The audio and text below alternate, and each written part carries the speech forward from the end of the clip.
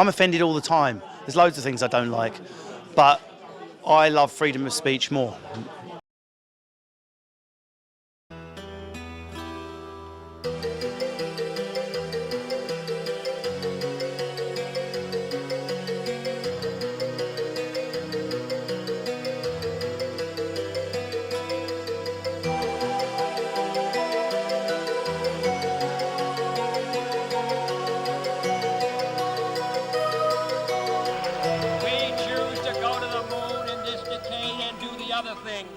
Not because they are easy, but because they are hard.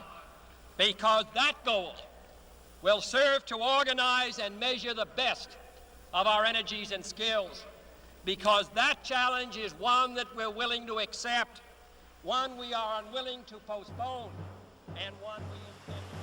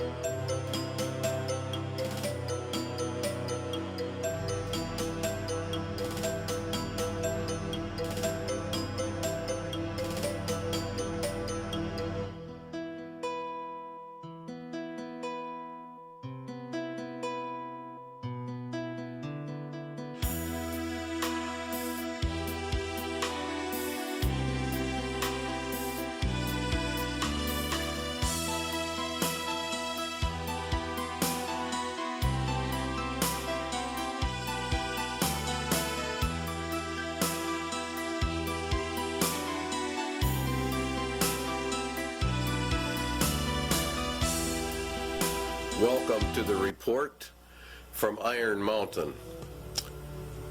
This report is something you would never believe unless you read it. But you also have to understand the mindset of the government that requested it. And that is one of the most important features of this video. The objective was to determine accurately and realistically the nature of the problems that would confront the United States if and when a condition of permanent peace should arrive. This is one of the key elements of the report, because we are to go under the Antichrist system, an era of supposed peace. And this is what this whole program was about. If and when a condition of permanent peace should arise, that means that peace in reality equals world socialism, as we will find out as we journey through this report. And they were to draft a program for dealing with this contingency. In other words, this is a planned situation.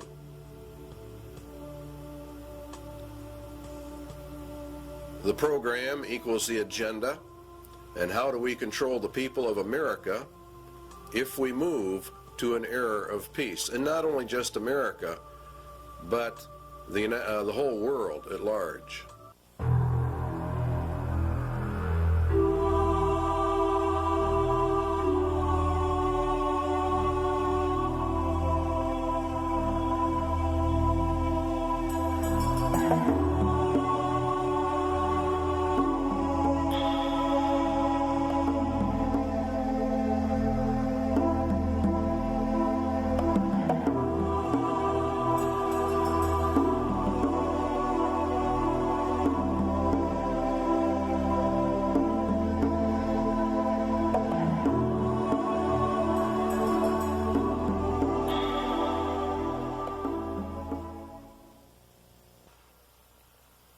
In 1961, Public Law 87-297 was passed, paving the way for the United States to be merged with the United Nations.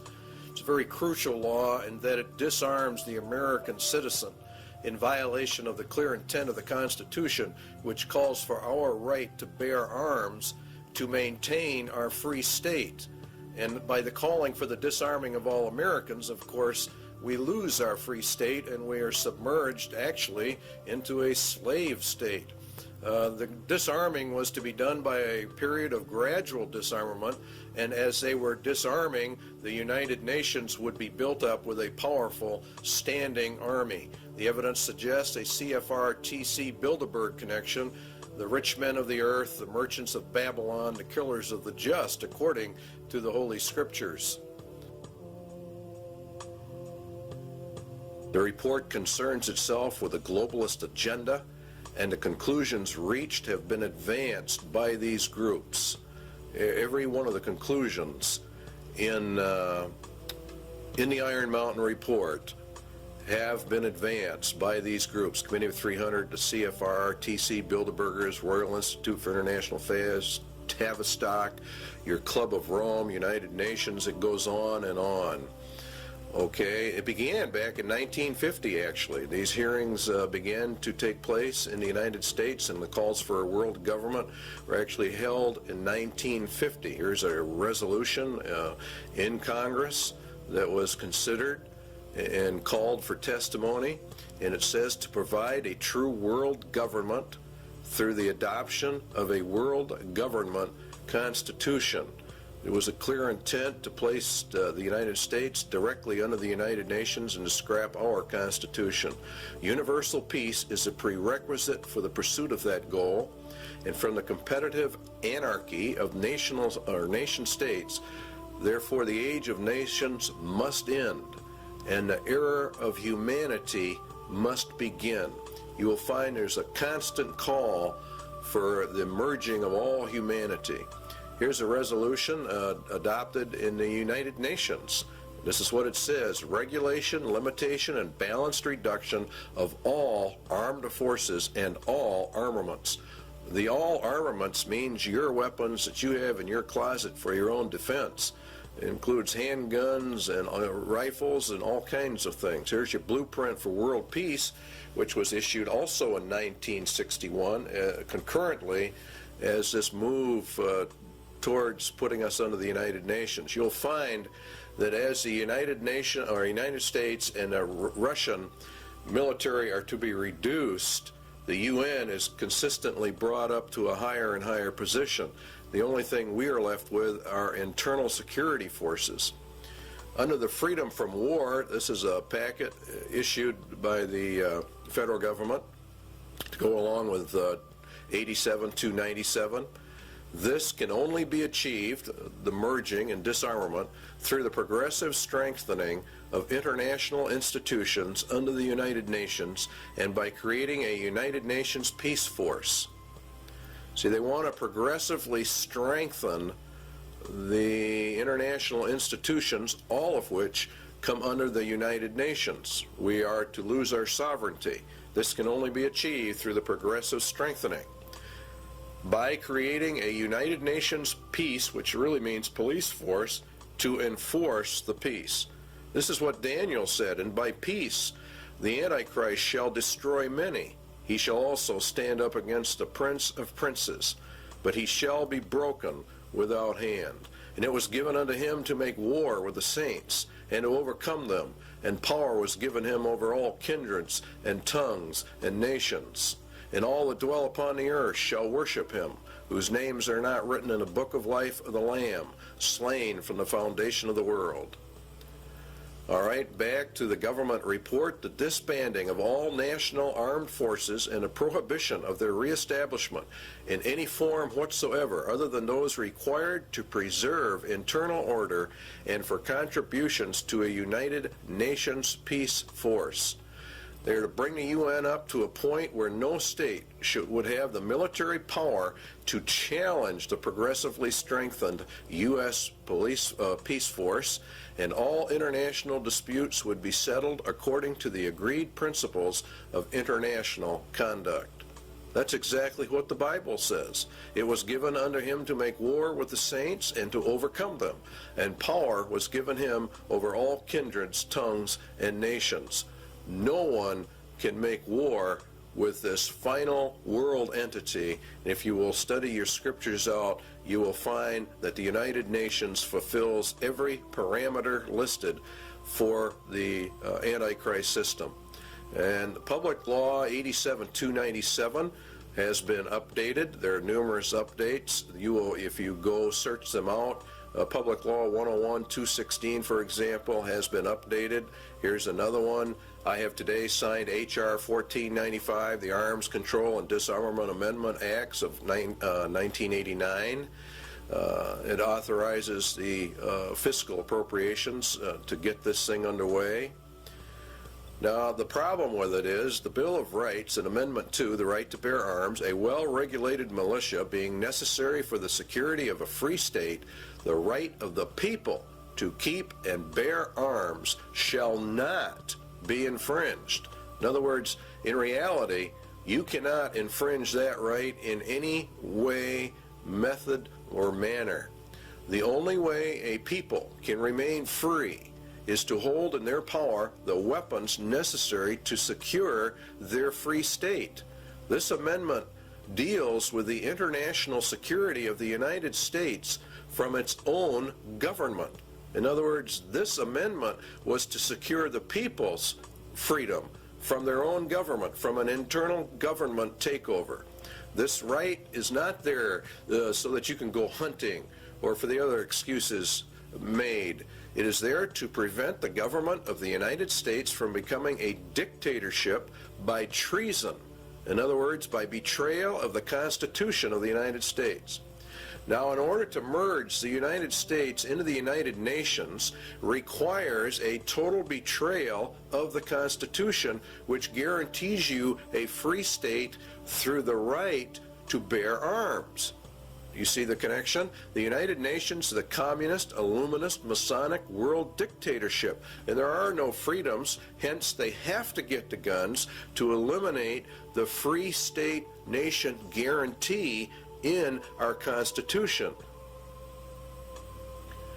The Iron Mountain Report, then, is a report in reality on how to circumvent the Constitution of the United States. And in reality, it's a document of treason, of how the rich men of the earth are actually going to divert the attentions of the people away so that they can get this done. The guidelines given by the government for the Iron Mountain Report: 1, military-style objectivity; 2, avoidance of any value assumptions; and 3, the inclusion of all relevant data. And this is a very important part of this report, is the avoidance of all value assumptions. This is what makes it so absolutely cold and inhuman. It is to be amoral. It is as a computer is amoral. It deals in factual data. There is not any mercy. There's not any compassion.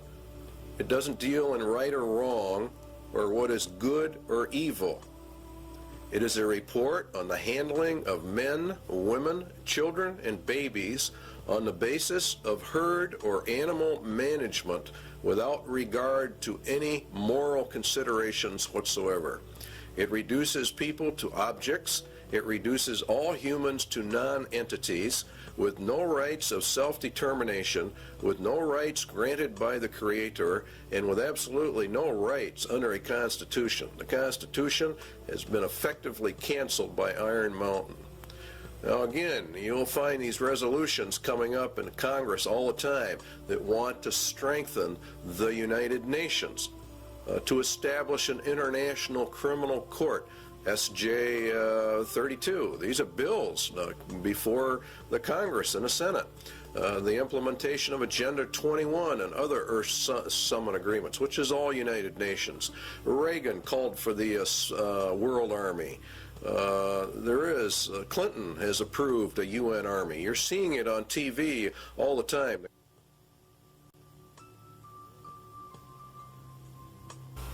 War is required, the glue of the nations, according to the Iron Mountain Report. Is war the scourge of the nations? It is said that war is merely an extension of diplomacy by other means. It is also said that war is necessary waste. But what is war? And why do peoples of the earth continuously fight and die? Why do millions of human families have a member or members that they have lost to this thing called war? What is the reality behind war? Does man have to fight wars, or can he develop a system of peace? And would the development of peace be worse than war itself? The Bible gives us some answers. The rest can be supplied by simple logic and deduction. James tells us that from whence come wars and fightings among you? Come they not hence, even of your lusts, that war in your members? Ye lust and have not, ye kill and desire to have, and ye cannot obtain. Ye fight and war, yet ye have not, because you ask not. Ye ask and receive not, because ye ask amiss, that ye may consume it upon your lusts. The root of war, then, is lust, and lust is want, and want is greed, and the root of greed is a self-centered heart, an unregenerated human heart. This is the key we need to explain war, and the Bible gives us many clues to why warfare is, and that in reality it can never be stopped. The root of the problem lies with the human heart, and the Bible says that the human heart is so desperately wicked that none can know it. Jeremiah says, the heart is deceitful above all things, who can know it? Paul says in Romans, the carnal mind is enmity against God, for it is not subject to the laws of God, neither indeed can be. Jesus was very emphatic that out of the heart of man poured forth all kinds of evil. The problem with mankind is then his evil heart. Evil because it is self-centered, and evil because it does not contain true love. The love within that it does have is hurtful or harmful, manipulative, self-centered, and filled with its own desires, according to the Lord. we obtain other clues as well from the scriptures as to the true reasons for war, and particularly in our day and age. James says, "Go to now, ye rich men, weep and howl for the miseries that shall come upon you. Your riches are corrupted, and your garments are moth-eaten. Your gold and your silver is cankered. The rust of them shall be a witness against you, and shall eat your flesh as it were fire. Ye have heaped together treasure for the last days. Ye have killed and condemned the just." Now let's run a little logic. Lust is the center of war, lust is greed, and greed is from evil, self-centered hearts. The Bible also says that the love of money is the root of all evil, or the height of all greeds. Lust then is greed, and the ultimate greed is an insane love of money, which brings with it power, which brings with it control over mankind. Thus the rich men of the earth are indeed in total control over money, and they have developed a system of economic controls well laid out in the scriptures. If the rich men of the earth gain control over the planet via their Babylonian economic system, then they are the ones who are only powerful enough and rich enough to wage war, and they are the only ones who can develop the war machines that you are looking at on your television screen. They are the ones who can develop the weapons necessary for modern warfare. Iron Mountain agrees. The very title confirms the Bible. The title says that it is a report on the desirability and feasibility for peace. It was ordered by the rich men of the earth. Therefore, they themselves must be the ones waging the wars, and now they have elected not to wage wars, but have elected to do something else, because warfare is drawing to a close. It will have soon served its purpose. In other words, it is a deliberate effort to bring in another system, for the first system of war has almost accomplished the goals originally intended. Albert Pike was purported to have written a letter in which he outlines 3 world wars. Each had a specific purpose, and each had a goal. The last war, World War III, was to be fought to bring in an era of peace under Lucifer. It was to be fought predominantly between the United States and the Soviet Union, and it would come in an era of seeming peace when it seemed like everything was fine, everything was great. The Bible says that the Antichrist is a man of peace. He rides a white horse and has no war machine. There are no arrows in his bow. He is to usher in a period of peace after great wars. Iron Mountain is about this era of peace. Iron Mountain is a report to aid Antichrist in his rise to power. It is in reality a report from hell.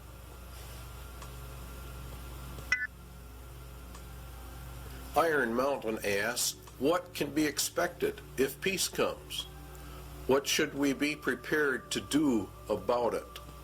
What, for instance, are the real functions of war in modern societies? These are very important questions. The Soviet Union says a peaceful exploration of outer space is the constructive alternative to the plans aimed at spreading the arms race. In other words, we are always going to find that the opposite of war is peace, which of course it is in reality. But what Iron Mountain is getting at is, what are the real functions of warfare, the invisible functions of warfare? What role do they play in the overall structure of human society? For example, the Soviet Union has been on a war footing for years and years. We have, to a lesser extent, in America, been on a war footing. It's been predominantly a Cold War for many, many years, but nonetheless, it has been, and as far as the economics of it are concerned, it has been a war era. It's been an age of war. And what this report is asking about is, what about peace? It is surely no exaggeration to say that conditions of world peace would lead to changes in the social structure of the nations. These changes would be of unparalleled and revolutionary magnitude. As we would transition then from an era of war into peace, what would be the problems? It is an incorrect assumption that war as an institution is subordinate to the social system it is believed to serve. What they're saying here is that nations wage war for reasons other than what they state. War itself is the basic social system within which others are secondary modes of organization, conflict, or conspire. In other words, war itself is the basic social system of mankind. And if we go to peace, we're going to have problems unless we understand that. It is the system which has governed most human societies on record today. Well, this is, of course, very true in our day and age. We have seen nothing but war, starting predominantly with World War I and coming forward. The Soviet Union has had tremendous expenditures in their military, and the United States has likewise. It's been, in reality, an arms race. We're going to find out there is a reason for it. The capacity of a nation to make war is the greatest social power it can exercise. War making, active or contemplated, is a matter of life and death, says Iron Mountain. The misconceptions of war: 1, to defend a military, or defend a nation rather, from military attack by another, or to deter such attack. To defend the national interest, economic, political, or ideological. To maintain or increase a nation's military power for its own sake. Now you see, these are the visible or more obvious reasons why a person would say, well, that's why we have war. But what they're saying is there are more less obvious, very invisible reasons for why nations have war. And this is the heart of the entire Iron Mountain report. Its conclusion was that war is absolutely necessary. It's an absolute requirement for human societies and nations to come together.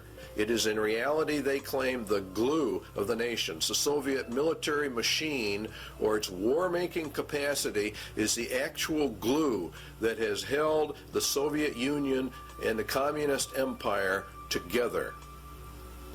If they were to move into an era of peace, what would happen? All right, Iron Mountain says it is these invisible or implied functions that are the dominant forces in our society. So what we have to find out then is what are the true functions of war in a society. Why, for example, has the Soviet Union and the United States, both of which are controlled by the rich men of the earth, been on a constant war footing, constantly escalating this conflict? Why are they doing it, and what are the reasons behind it? Economic reasons are: it is a necessary waste that operates outside the normal economic supply and demand system. Warfare creates an artificial demand. In other words, the war system itself, having huge militaries with all of their armaments, with all of the research and developments, creates a demand. This waste of money outside the system, according to Iron Mountain, acts as a counterbalance to the economic growth of the nation. It is progressive for research and development of weapon systems, and it spurs technological advances which spin off and help society at large. Defense spending per se might be countenanced on economic grounds alone as a stimulator of the national metabolism. In other words, war itself, for economic purposes, is a tremendous growth factor. For the political reasons, it's different. A nation is a group of people organized together with a common goal and a national identity. The nation has an outlook or an attitude of how it will deal with other nations, and that's what we call foreign policy. A nation's foreign policy, says Iron Mountain, can have no substitute if it lacks, or no substance rather, if it lacks the means of enforcing its attitude. In other words, if the nation is not strong enough, it doesn't matter what their attitude towards somebody else is. War is itself the defining element of any nation's existence vis-a-vis any other nation.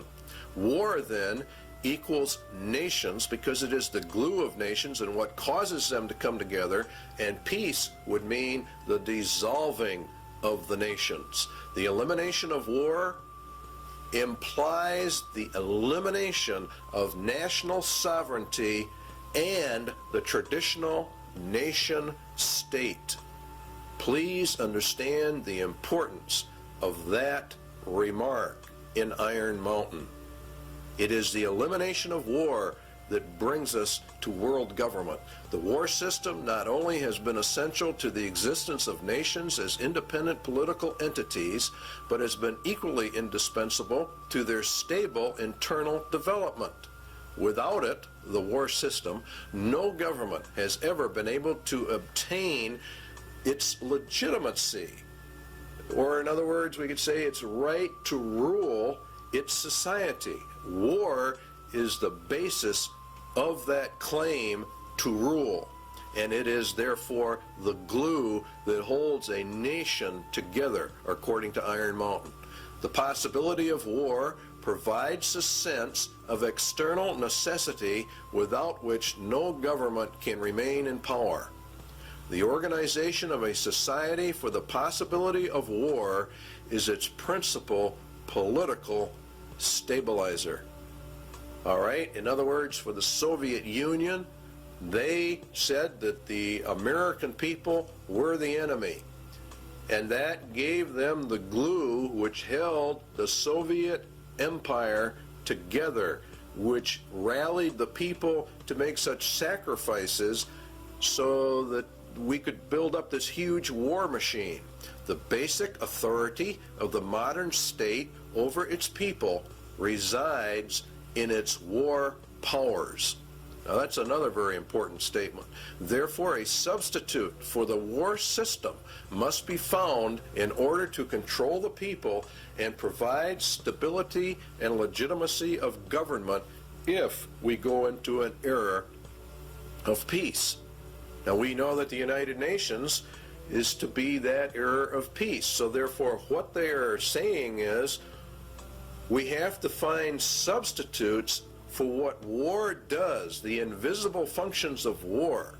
We have to find a substitute for that if we are going to go to peace. Obviously, if the war machine is discarded, new political machinery would be needed at once.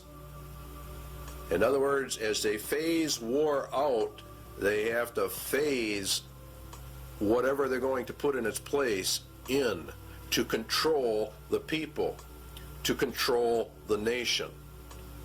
This is an essential part of Iron Mountain. Until the substitute for war, is developed, the continuance of the war system must be assured to maintain the stability of its internal organization of power. In other words, we have to keep the war system going in order to remain in control. Keep war until all substitutes are in place and running so we don't lose our rulership. In other words, those that are in power are going to remain in power. They've got to figure out a way to do that. So they're going to de-escalate the war system as they bring in a peace system. And the peace system is going to radically alter our societies. What substitutes for war are there? Well, it has to be a universal threat of equal magnitude as that of World War. The immediate loss of life and the immediate thought that blood is going to be shed. It has to be credible, and it must be accepted by the vast majority of the population of any given nation, or in reality, the whole world, if they're going to bring in global peace. Credibility, in fact, says Iron Mountain, lies at the heart of the problem of developing a political substitute for war. we must emphasize that one must be found of credible quality and magnitude if a transition to peace is to ever come about without social disintegration. In other words, really what they're saying is a nation would self-destruct without an external threat of some type.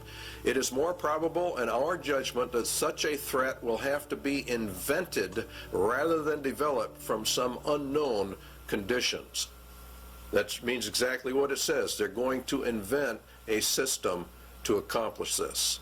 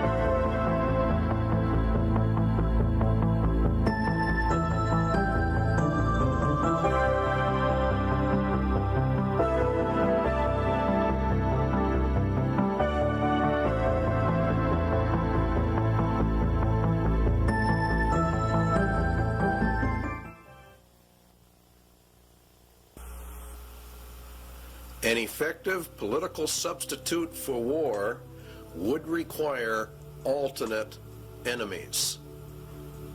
In other words, we have to find an external threat that's essentially very large. It may be, for instance, that gross pollution of the environment can eventually replace the possibility of mass destruction by nuclear weapons as the principal threat to the survival of the species. In other words, they're going to bring the environment up to a point of global threat. Poisoning of the air and of the principal sources of food and water supply is already well advanced, and at first glance would seem promising in this respect. It constitutes a threat that can be dealt with only through social organization and political power. But from present indications, it will be a generation to a generation and a half before environmental pollution will be sufficiently menacing on a global scale to offer a solution as a substitute for war. In other words, we replace the war threat with an environmental threat. Now you know why the environment is on the TVs and the media constantly. A generation is about 30 years, so it'd be about 1991 that this would be brought up to a global scale. It is true that the rate of pollution could be increased selectively for this purpose. In other words, you could selectively find areas where you could deliberately increase the pollution to get this threat in motion a little quicker. It is true that the rate of pollution could be increased selectively. In fact, the mere modification of existing programs for the deterrence of pollution could speed up the process enough to make the threat credible much sooner. In other words, let's have the governments drag their feet on pollution controls or the enforcement of pollution controls. And around the world, that's exactly what we have seen, a matter of foot dragging on the areas. One would then perhaps get the concept that this was all deliberate. Allow pollution to deliberately get worse until it can be manipulated by the controlled media into a world crisis. A global crisis has to be developed. Al Gore, Vice President, a very timely book. Perhaps coincidentally, he wrote the book called Earth in the Balance, Ecology and the Human Spirit. It's a modern version of Iron Mountain in the ecological field. And in reality, it's quite an interesting book. You should go out and buy a copy of it. The world government organizations are pushing this. Climate crisis, Emergency Earth Rescue Administration. The people of the earth have a new common enemy, which requires an emergency worldwide campaign.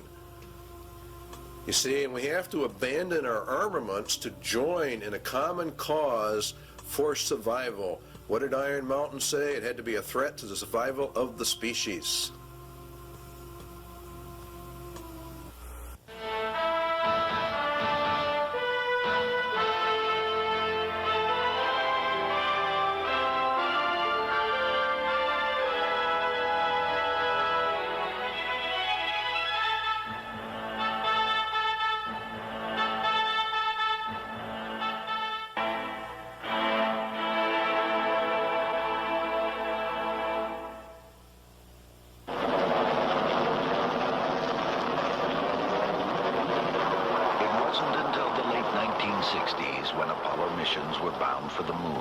First able to see complete pictures of the Earth.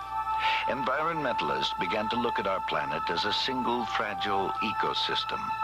Now we are intensely studying the thin halo of atmosphere that surrounds and protects Earth. It recycles the air we breathe, regulates climate, and acts as a protective barrier, filtering out much of the sun's harmful radiation. Last year, an international group of scientists proved that ozone, the key element in this filtering process, is being lost at an alarming rate over the South Pole. In fact, a sizable hole develops over this area each winter. Without ozone, the sun's harmful radiation will destroy life on Earth. A group of man-made compounds called chlorofluorocarbons, or CFCs, used as refrigerants, cleaning solvents, and in some plastic foams, are to blame for this environmental problem. They eventually make their way into the atmosphere and destroy ozone. According to Dr. Brian Toon of NASA's Ames Research Center, it is a global-scale environmental problem. This really marks the first time in the history of environmental science where human beings on one side of the planet have done something to the planet that has significantly affected it globally and on the far side of the planet from where the original pollution took place. Using the beautiful seaport town of Stavanger, Norway as a base of operations, an international team of scientists assembled this year in an emergency effort to make a detailed study of the North Pole. Most of the work was performed aboard two NASA aircraft. This is the ER-2. For the mission, special wing pods are attached containing atmospheric chemistry analysis equipment and a host of other instruments. Typically, flights are made about 12 miles out, along the fringes of space, right into the layers of atmosphere directly affected by ozone loss. The ER-2's research partner is a modified DC-8. It flies at lower altitudes, but has increased fuel reserves, which allow it to cover more territory, even flights directly over the North Pole. Inside, the DC-8 is actually a complete scientific observatory, loaded with sensing instruments.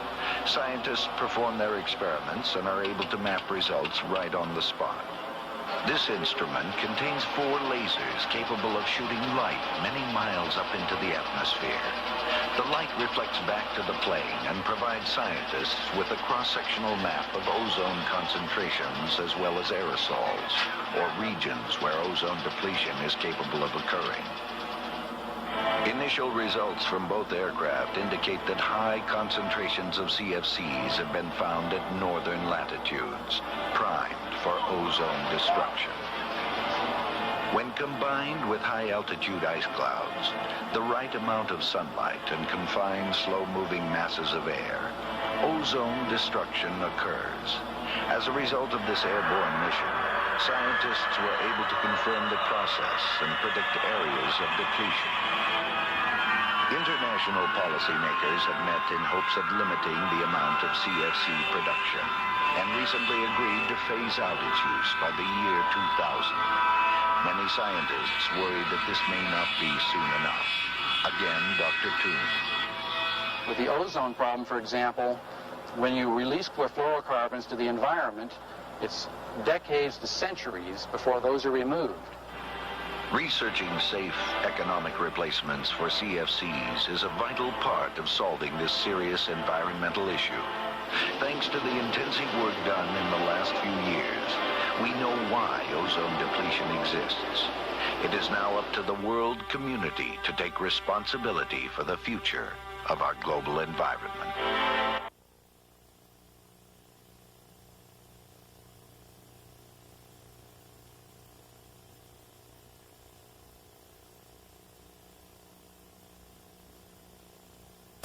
Two Landsat satellites continue to orbit the Earth 14 times a day.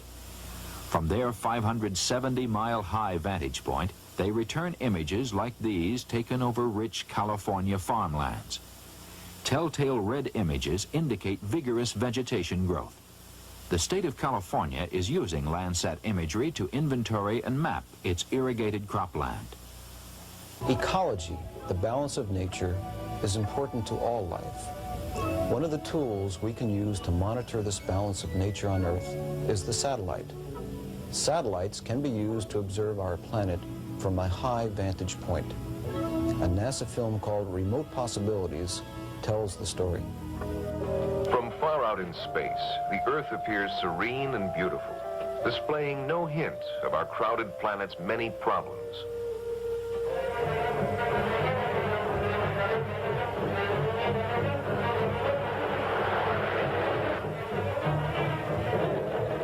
As we have used and changed our planet, we have become aware that in many ways we are exhausting it. Exhausting our food supplies, our sources of energy, our natural lands, exhausting the potential of even the once seemingly limitless oceans. Management of Earth resources is at a critical stage. It has never been more important that we understand the environmental relationships of our planet. Scientists are striving to apply the technology of the space age, the quest for more and better information about these complex relationships. In 1972, a new kind of satellite left the launch pad and rose to an altitude of 910 kilometers from Earth. There it settled in a circular orbit around the planet. This satellite, called Landsat, opened a new era of Earth resource management.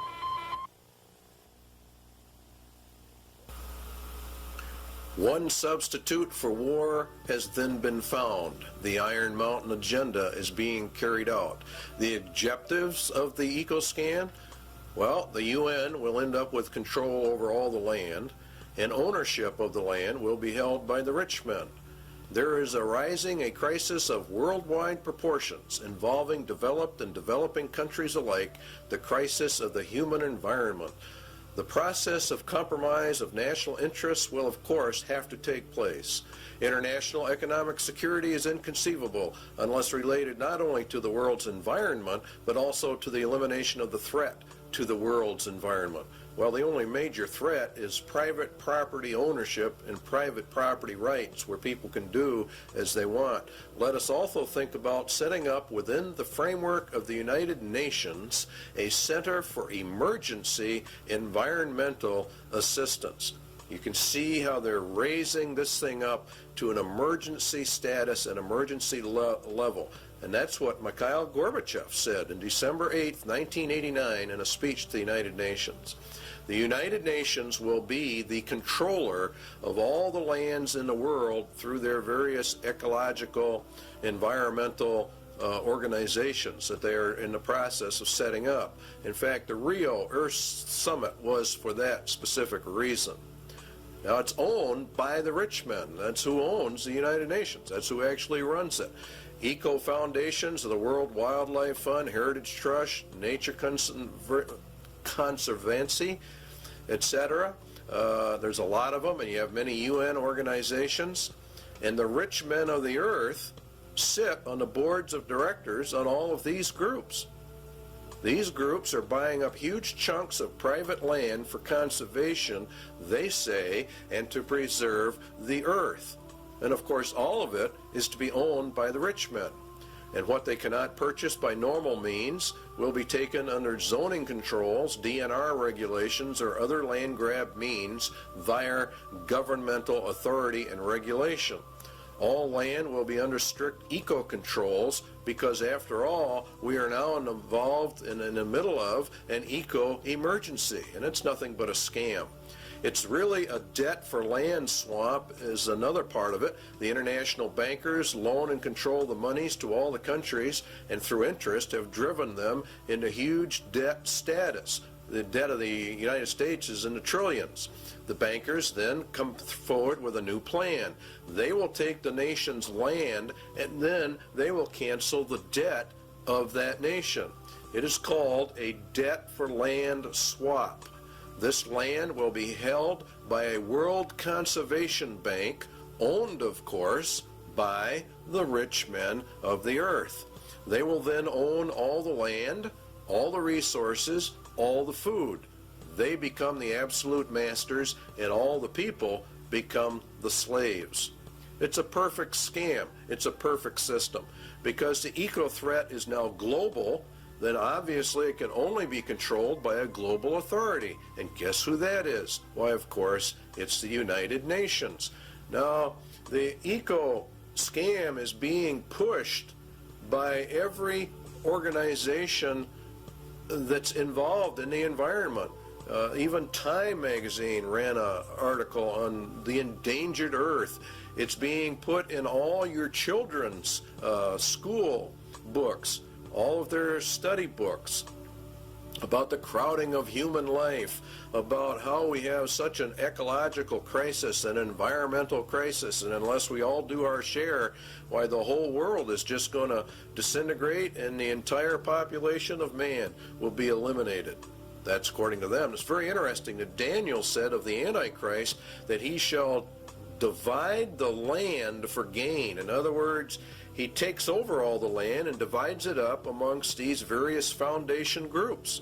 And that's exactly what's happening.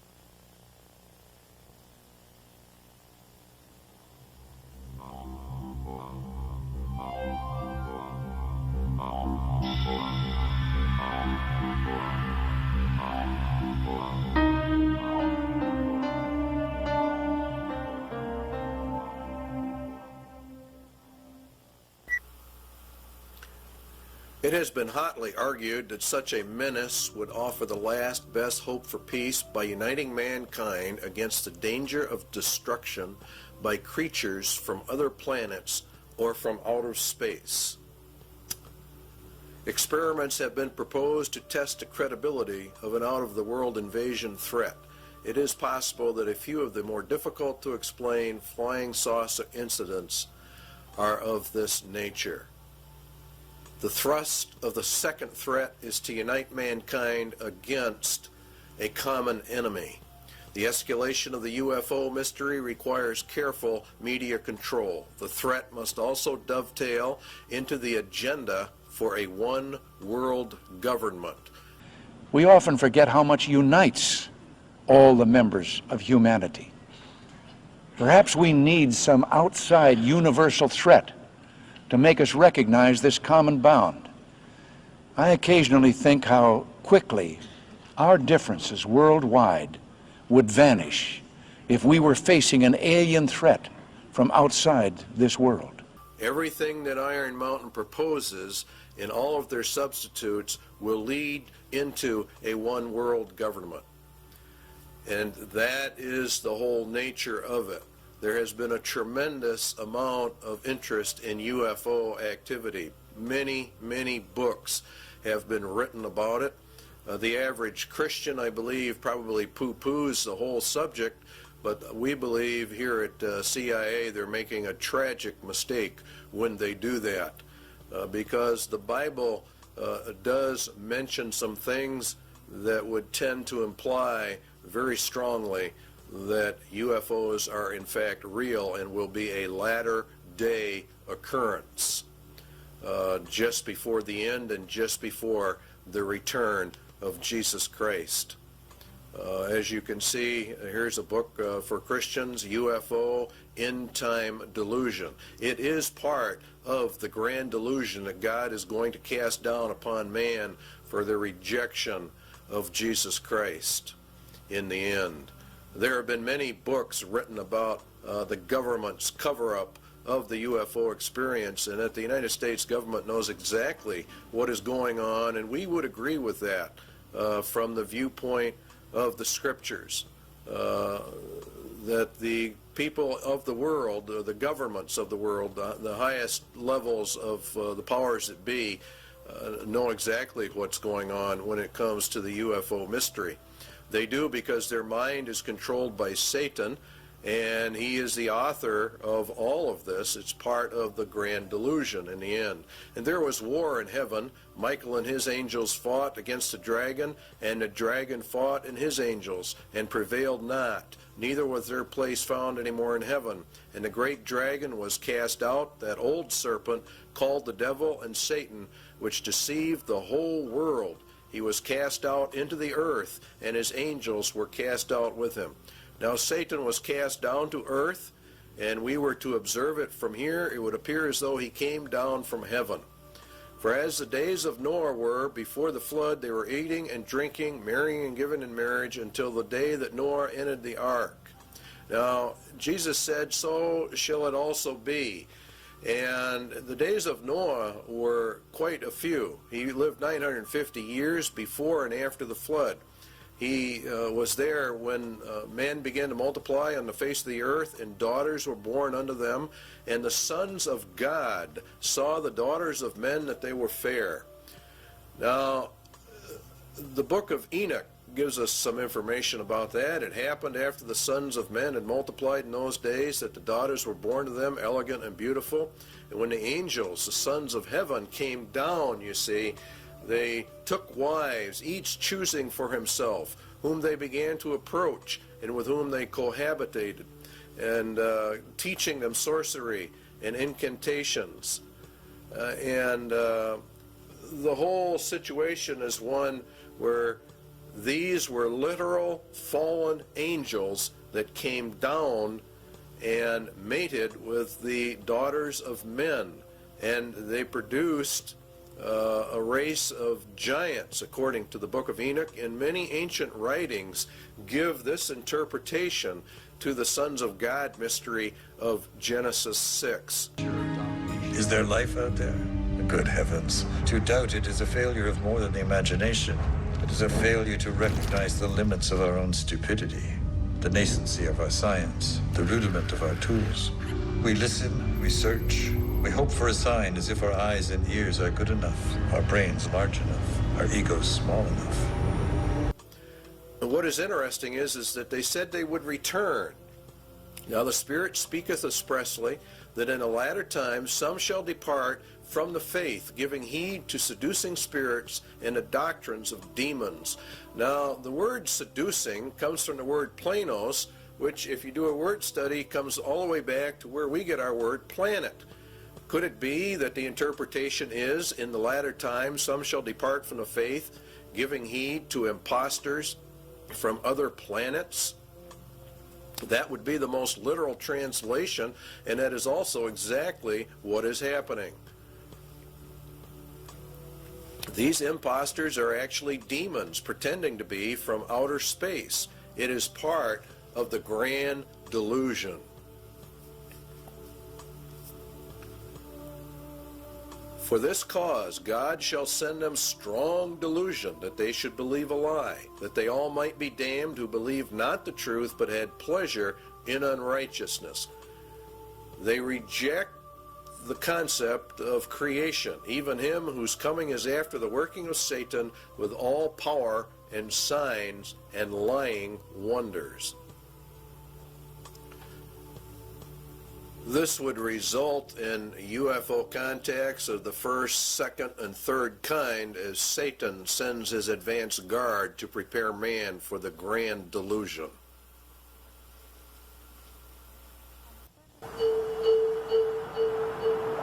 On the surface of an average planet, circling an ordinary yellow star, an advanced intelligence searches the skies for evidence of life.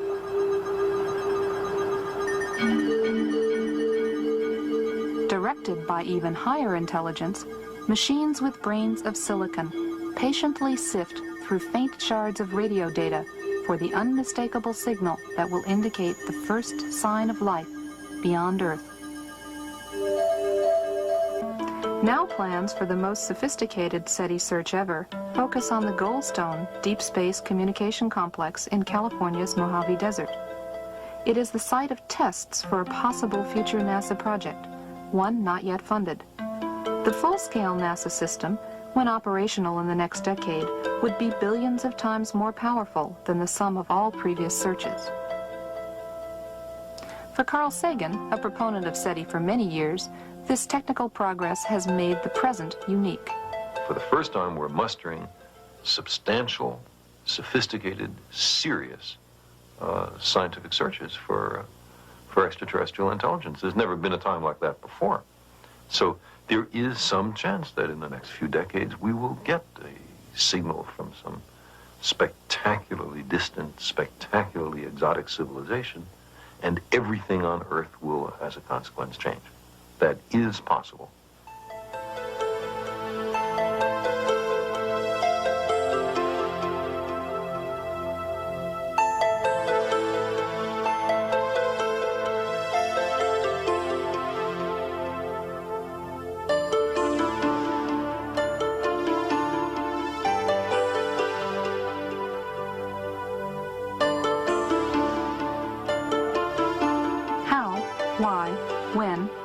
To search for life beyond Earth has been debated for centuries.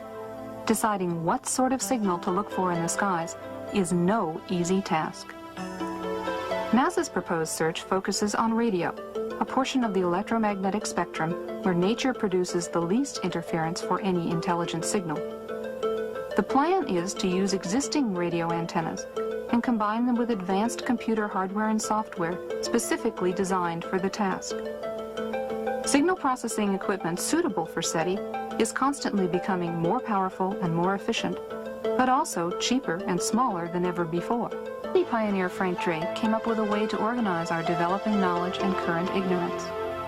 SETI scientists often use what's called the Drake equation to illuminate the necessary conditions for contact and to provide a rough estimate of the number of other civilizations. The existence of other technical civilizations depends upon astronomy, how planets form, comparative planetology, biochemistry, the role of intelligence in evolution, technology, and the fate of technical civilizations. So SETI becomes a way to test our theories of the origin and evolution of the universe and the place of life within it. There are several keys here that we want to look at as we keep Iron Mountain's report in mind. The two primary keys are that evolution is an accepted fact and ETs are now accepted at the highest levels of government. We believe that the SETI program is camouflage for what is really going on, or the contact reports that have been gotten out from the government under the Freedom of Information Act are in fact cover for the SETI program. But the two, we believe, are going to merge in the end and introduce mankind to the aliens, who are in reality demons and Satan's advanced guard. The movies that have been produced are very important. Satan plants a seed, he waters it, then he sits back and watches it grow, and then he reaps the harvest. And the harvest, of course, is the loss of millions upon millions of men. The Day the Earth Stood Still was produced many years ago, but it's a very, very important film in that it planted the seed. The Day the Earth Stood Still said that war must stop, peace must be enforced, and world government is a requirement to get all of this to happen. Your choice is simple. Join us and live in peace, or pursue your present course and face obliteration. We shall be waiting for your answer. The decision rests with you. The message was very important. E.T., a very, very popular movie, taught us some things as well. It said that reptiles are very cute, that love is the answer, that love heals, but more importantly, that we all evolve in a different manner. You're going to find evolution at the bottom of all of these movies. And Star Wars is another one. How famous they were. Well, they're programming the human mind for certain things. One, evolution of the races, good and evil forces, a universal, eternal fight between the forces of good and evil, and more importantly, a federation of planets, a uniting of the nations, a uniting of all the planets. Mankind will evolve upwards and eventually will join in intergalactic civilization. And this is the important keynotes in every one of these movies. Close Encounters of the Third Kind was a very, very important film. It bases itself on evolution. Two, that the United Nations is a central player in that movie. The U.S. military is connected to the United Nations in that movie, and that mankind will join interplanetary civilization. It starts by contact, by exchanges of the races. In other words, some of our people go there, and some of their people come here. Now, something surfaced not too long ago called Majestic 12, and it dealt with government contact with aliens. A lot of people laugh at this document and think it's a hoax. Our research against the Bible would say that it is not a hoax, that this actually is legitimate and that contact has been made.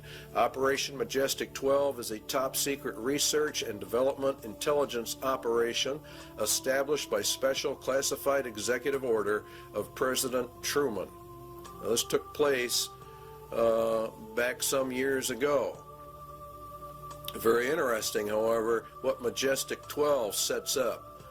A rancher reported that a UFO had crashed in a remote region of New Mexico. You might have even seen this replayed on Unsolved Mysteries. They ran a series on this. A secret operation was begun to assure recovery of the wreckage of this object. aerial reconnaissance discovered that 4 small human-like beings had ejected from the craft. All 4 were dead. News reporters were given the effective story that the object had been a weather balloon. They are discounting the UFOs to the public while they gather the evidence secretly. The biological and evolutionary, there's your key, processes responsible for their development has apparently been quite different from those in Homo sapiens. Evolution is then a proven fact insofar as the government is concerned. They have accepted evolution as an established fact. The aliens then did not evolve as we did. This is the very basis of the grand delusion. It's creation versus evolution. Evolution is essential for the grand delusion because men reject the creation of the world and people by Jesus Christ. So it's very important you understand that evolution is the keynote. The ultimate intentions of these visitors is completely unknown, the report said. But if you read the Bible, you will know they are demons, and you will know they are the advanced guard of Satan, and that they are setting up the world for its final ruin and taking of people into eternal hell. UFOs are real. There's no question about that they are real. The only question is what are they? And if you take the evidence of the scriptures, definitely we believe here at least that they are the sons of God returning just exactly as they said they would, all the occultic literature talks about this. Now there is an area out west called Area 51, Groom Lake. There's also Tonopah. There are several areas from which Project Red Light was developed. It's a top secret testing program for alien technology for defense purposes. This is very interesting that a lot of this stuff is being leaked right at this moment.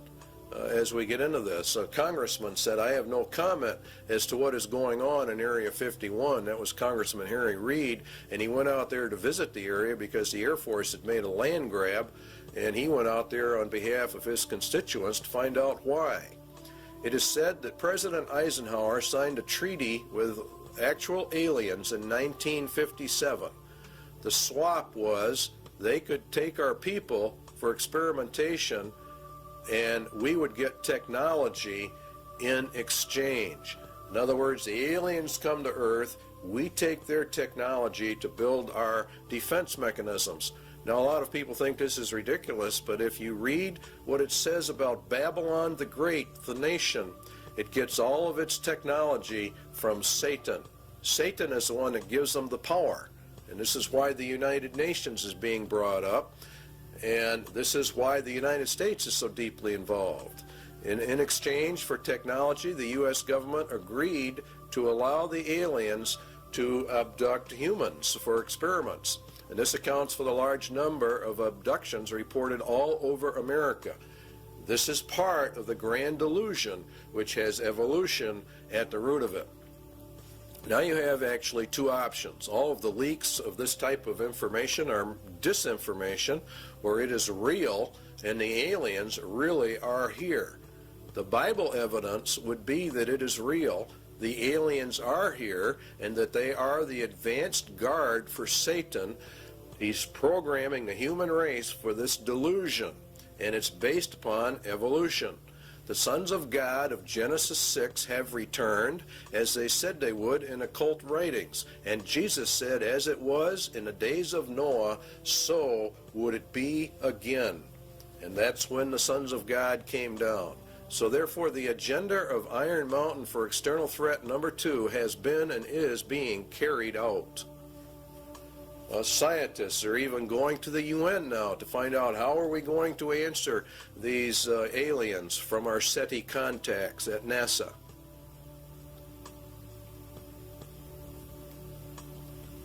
They believe the UN should do all of this. And so you see it elevates the United Nations to power. And this is very important. It's part of the Iron Mountain agenda.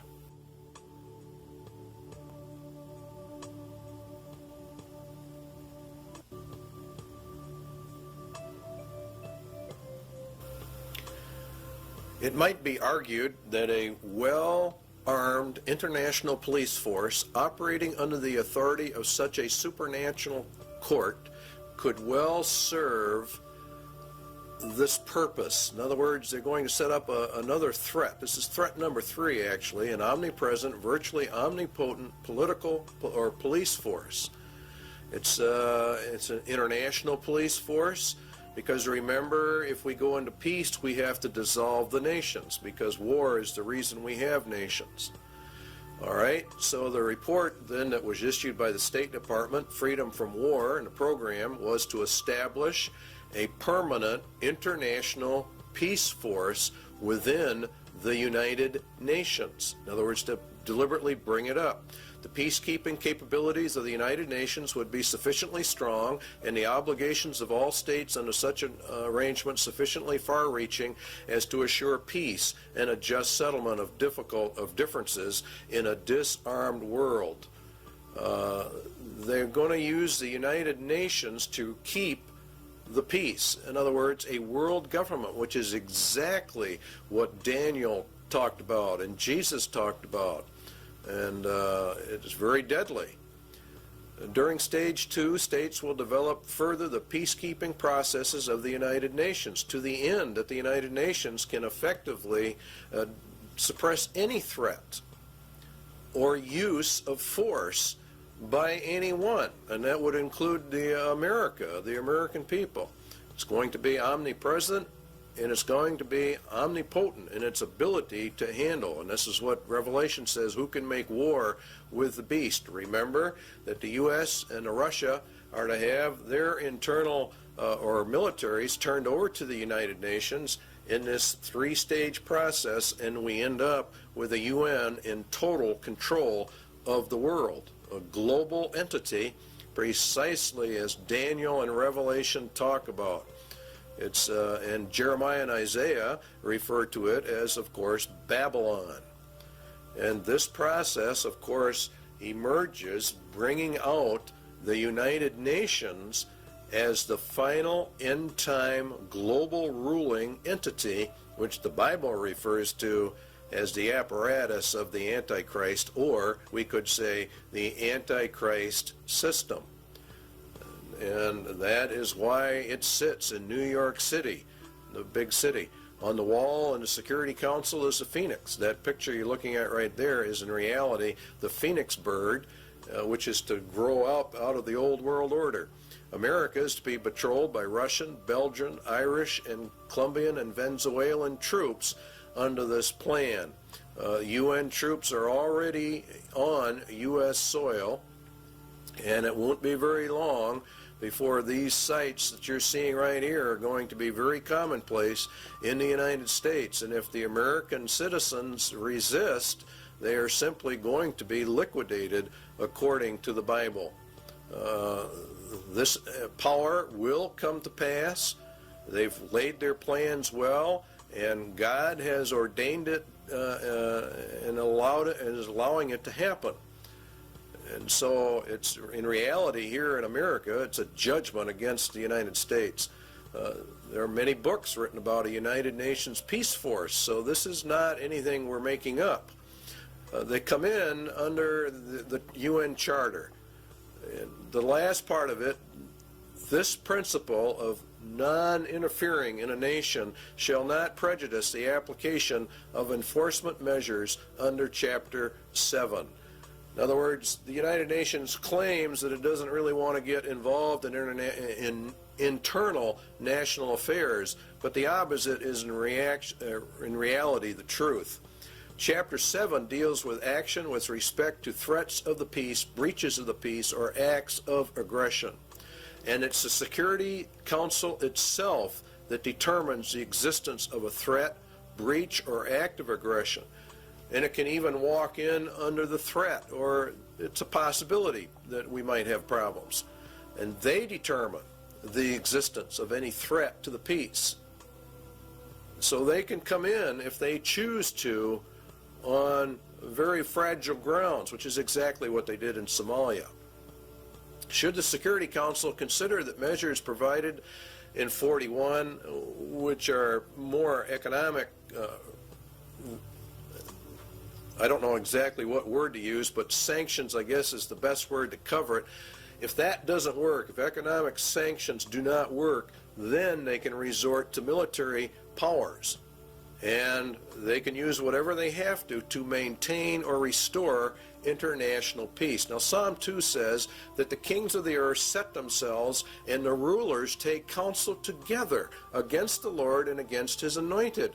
Where do the rulers of the world meet? They meet at the United Nations, and this is where they take their counsel together.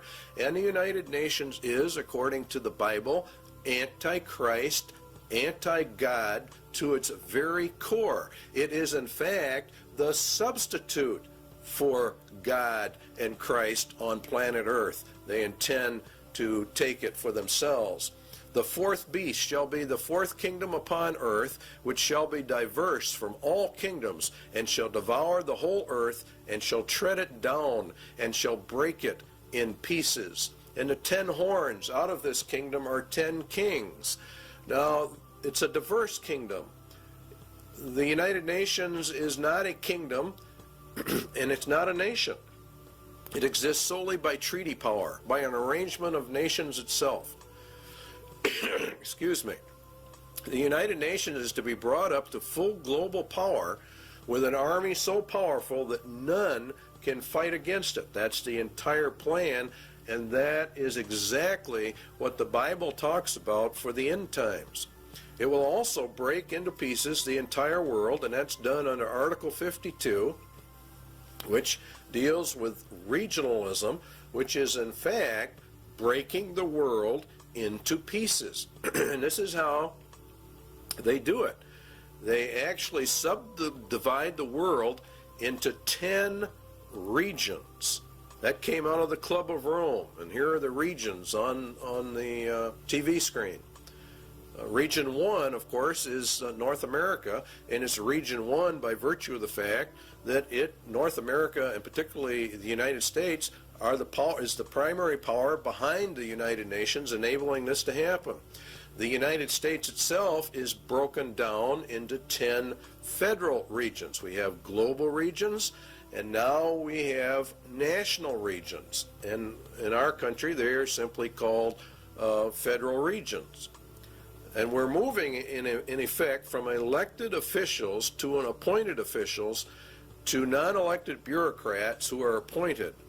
Now, each region has different states in it, and the number of states varies with each particular region.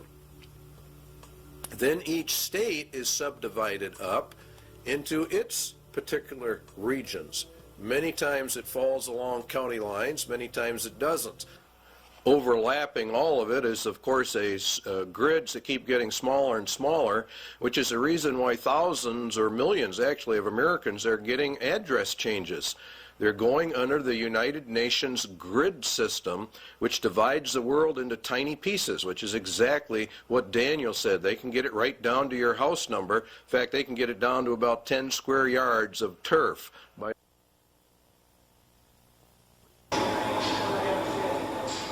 Recently, NASA's Landsat 4 satellite, shown here just before its trip into space, was launched from the Western Test Range by a Delta rocket.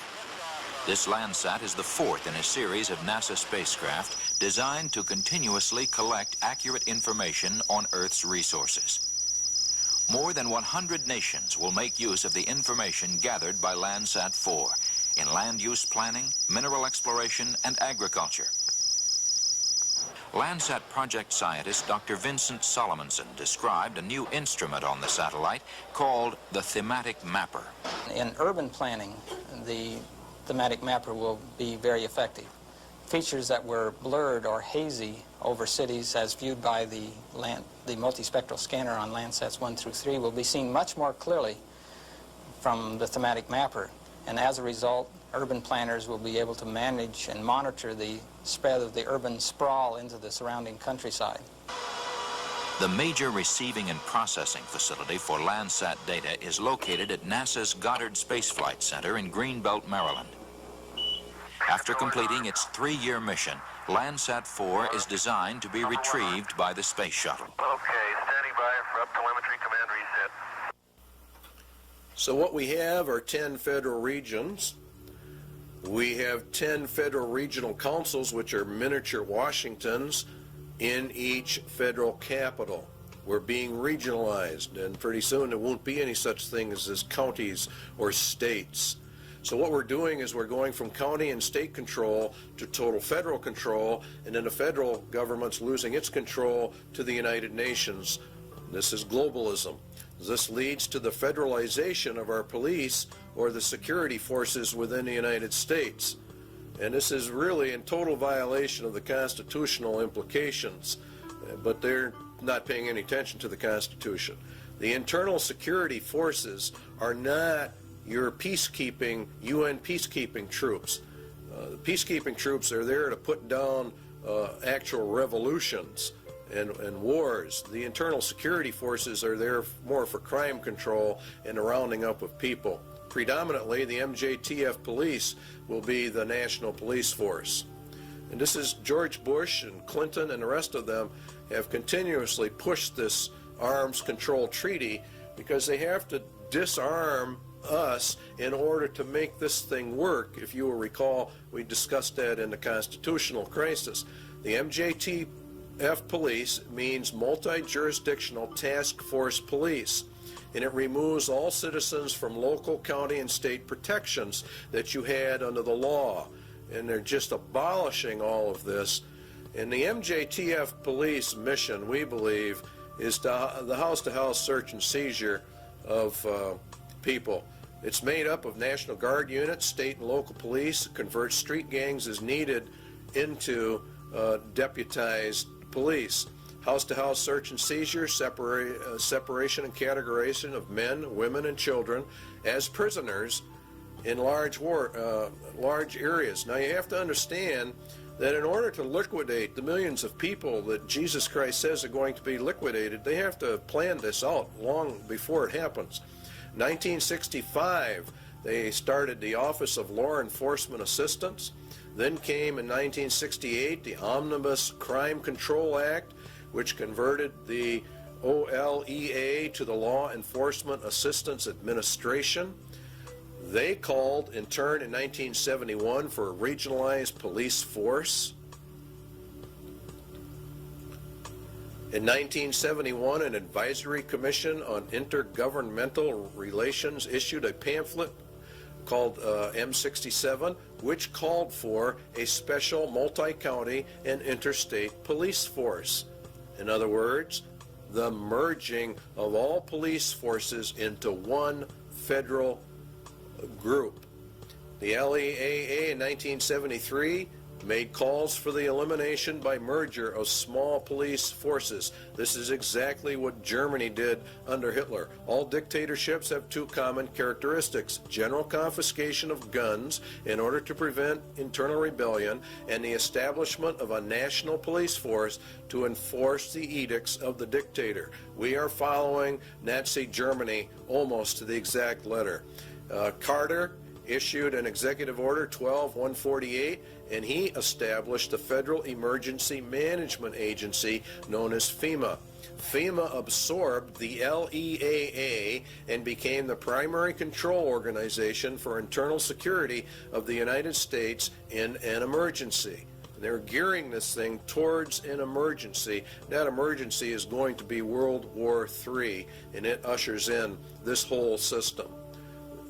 FEMA has many interesting programs: Rex 82 Bravo, Rex 84 Alpha, Helix 2, Rex Alpha, Night Train, Cable Splicer, Garden Plot. These are all martial law training exercises. The plan is to bring America under martial law. We believe they know the American people would never accept this system except an external emergency were given. The UN system, remember, is a martial law military system.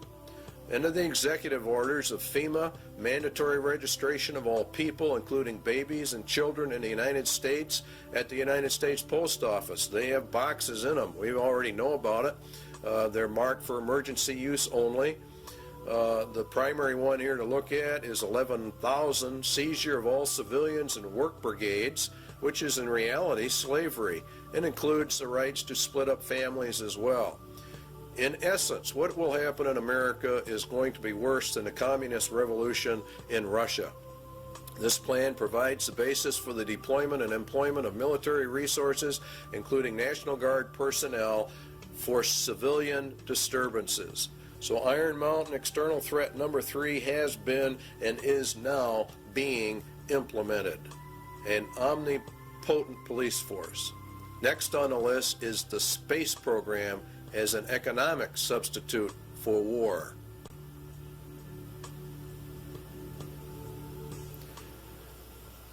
It is the development of a long-range sequence of space research projects with largely unattainable goals. It's a nearest modern equivalent yet devised to pyramid building and similar ritualistic enterprises of ancient societies. We choose to go to the moon in this decade and do the other things, not because they are easy, but because they are hard. Because that goal will serve to organize and measure the best of our energies and skills. Because that challenge is one that we're willing to accept, one we are unwilling to postpone, and one we intend to win, and the others too.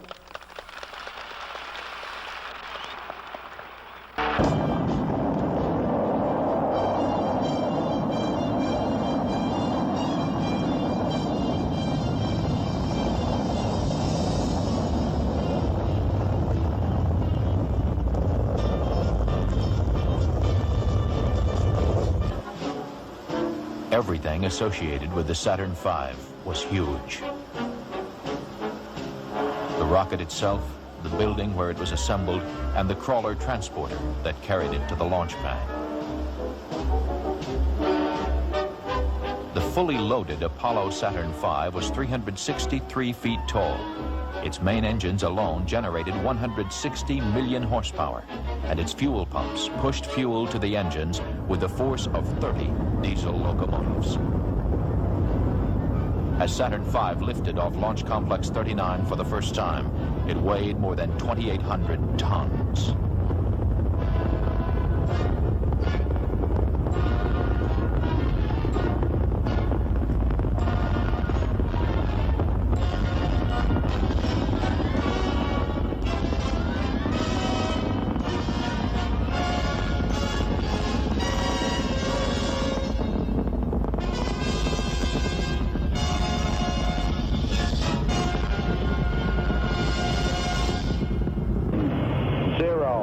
Engine running. Liftoff. We have a liftoff. 32 minutes past the hour. Liftoff on Apollo 11. Tower cleared. We got a roll program. Neil Armstrong reporting the roll and pitch program, which puts Apollo 11 on a proper heading.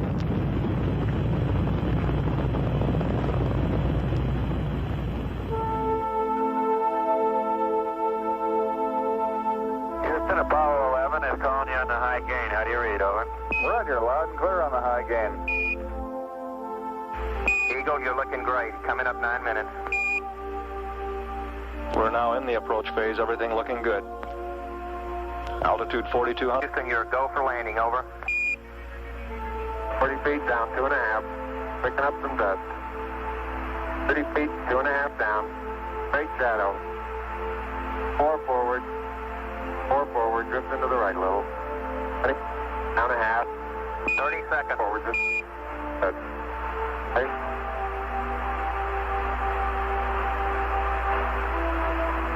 Contact light. Tranquility Base here. The Eagle has landed. That's one small step for man, one giant leap for mankind. Across the country and around the world, the Apollo 11 crew were welcomed back as heroes.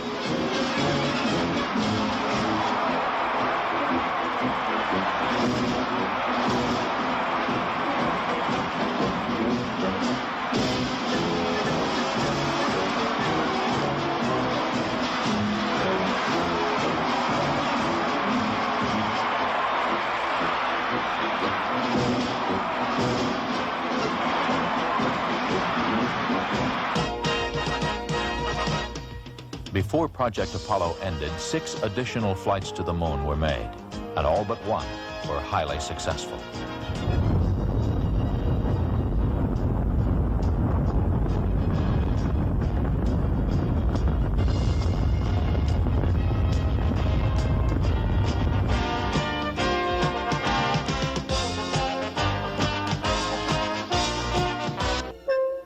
Then ASTP, Apollo-Soyuz Test Project, a joint endeavor between the Soviet Union and the United States. The mission called for a mutual docking and crew exchange to develop the necessary equipment for international space rescues.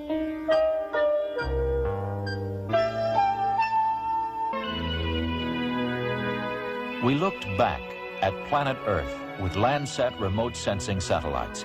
Crops, forests, pollution, all can be photographed in great detail to help us better manage our Earth's resources.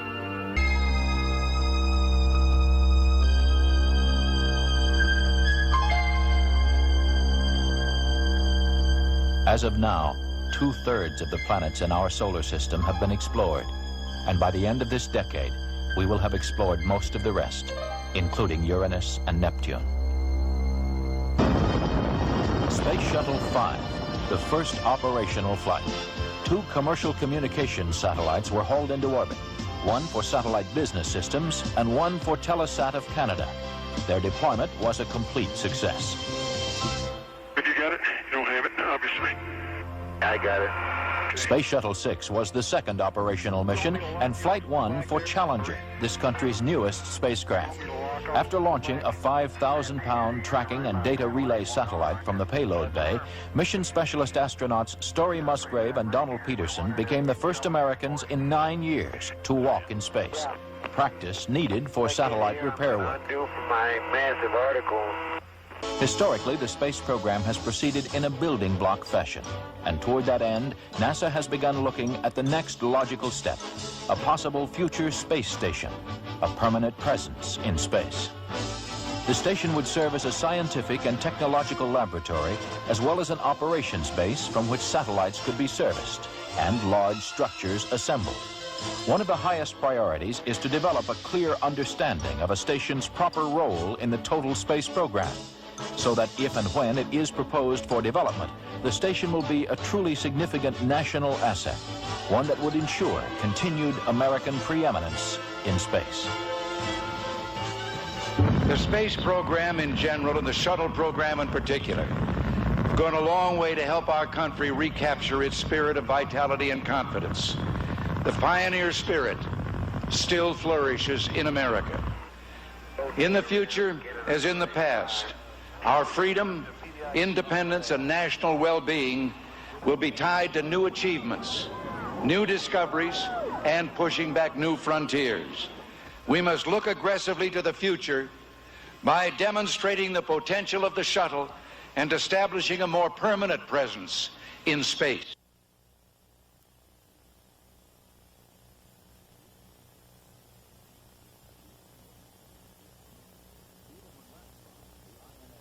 Even when ratified, the INF Treaty will not totally eliminate the nuclear threat to Eurasia. The vast nuclear arsenal possessed by the USSR and the variety of delivery systems available still present a significant threat. The organization of fail-safe inspection machinery could well be ritualized in a manner similar to that of established military processes. Inspection teams might be very like armies, and their technical equipment might be very like weapons. Inflating the inspection budget. In other words, what they want to do is they want to expand this. So what do we have? The INF Treaty, where it says inspection machinery could well be ritualized, according to Iron Mountain. Inspection teams might be very like very armies. And that's exactly what has happened. We have a great ritual of disarmament. It's very interesting what you find when you start digging into the INF treaty hearings. Limited test ban, let's take a look at all the treaties. Limited Test Ban, 1963. Non-Proliferation, 1968. The ABM Treaty, 1972. The SALT I, the SALT II, the IMF Treaty.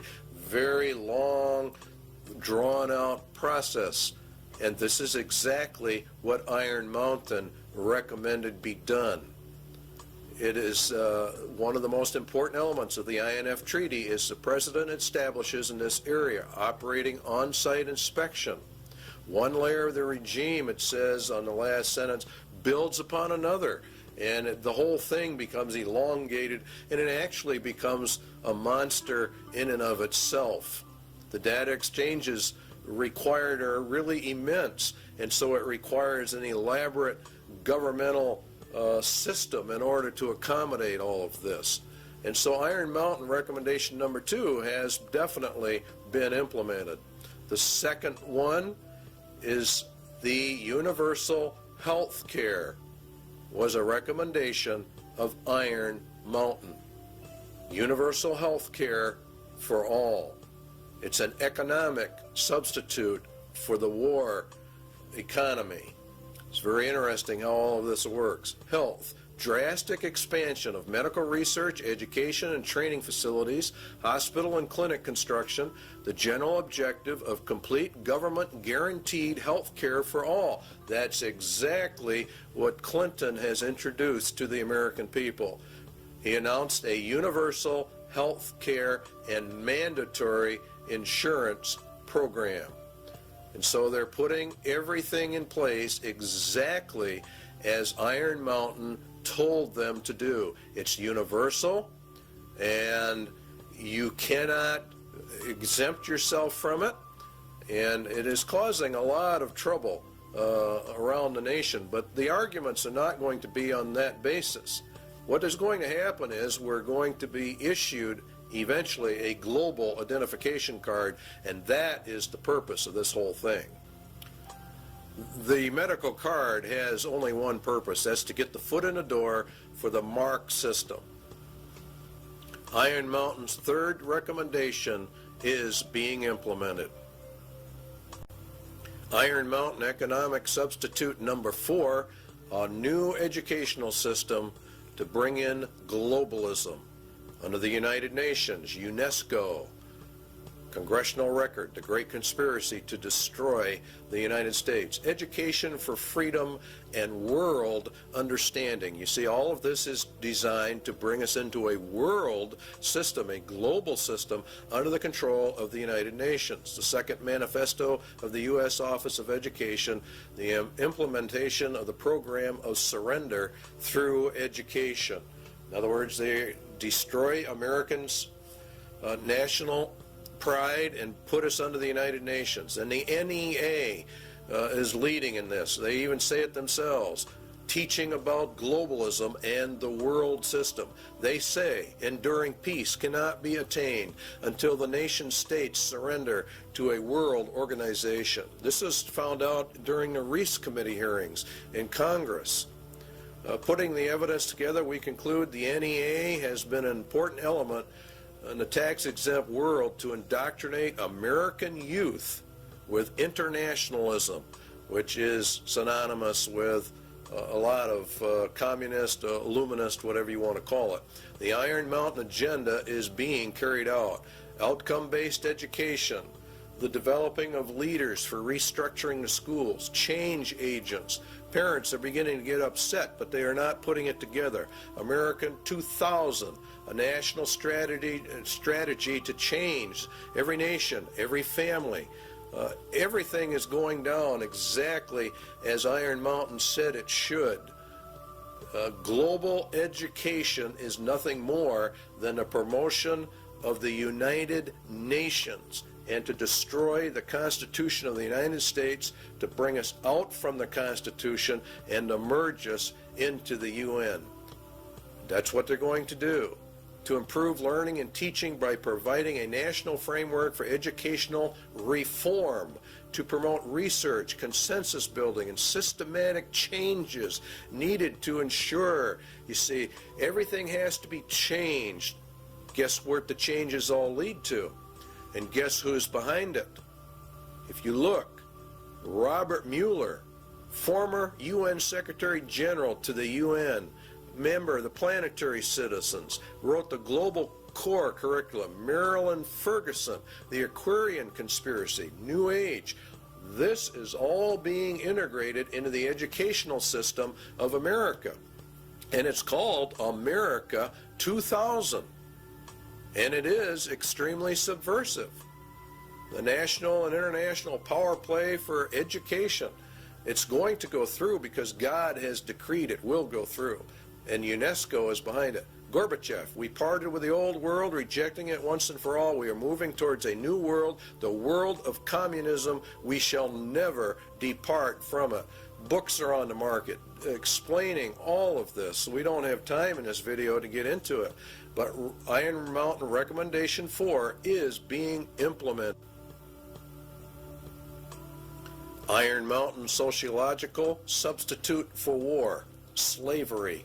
Another possible surrogate for the control of potential enemies of society is the reintroduction in some form consistent with modern technology and political processes of slavery for the control of potential enemies of a society. Anyone that does not agree with the New World Order is an enemy of society and is therefore subject to slavery. Detention centers and concentration camps, work camps, are associated with forced labor, which is in reality slavery. Seizure under the executive orders of all civilians in work brigades, that's forced labor, that's slavery, which includes the rights to split up families. There are concentration camps, detention centers all over the United States set up under FEMA, under Rex 84, and there are presently, to the last count we had, 130 such facilities in the United States of America. In Arizona, you'll see, for example, some there. We've got one here in Wisconsin. Concentration camps for U.S. citizens. The MJTF police to conduct house and house search and seizure and separation and categorization of men, women, and children and babies. Categorization and transfer to detention facilities and the running of detention facilities. Iron Mountain Slavery recommendation number 2 is mandatory service, a form of universal service, turned to some variant form of the Peace Corps or the Job Corps. It is entirely possible that the development of a sophisticated form of slavery may be an absolute prerequisite for social control in a world of peace. Now, this is just incredible when you really stop and look at what they're actually saying in relationship to biblical prophecies. Remember, Jesus said they're going to round you up and kill you. President Clinton has authorized boot camps for young offenders. Is this the beginning of a larger scale for social reorientation like the communists do?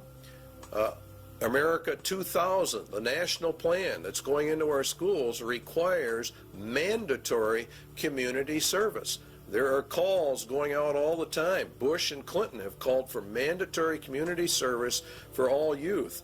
Up to, say, 2 years, mandatory service. You can serve in the service or some other place, but you are going to serve.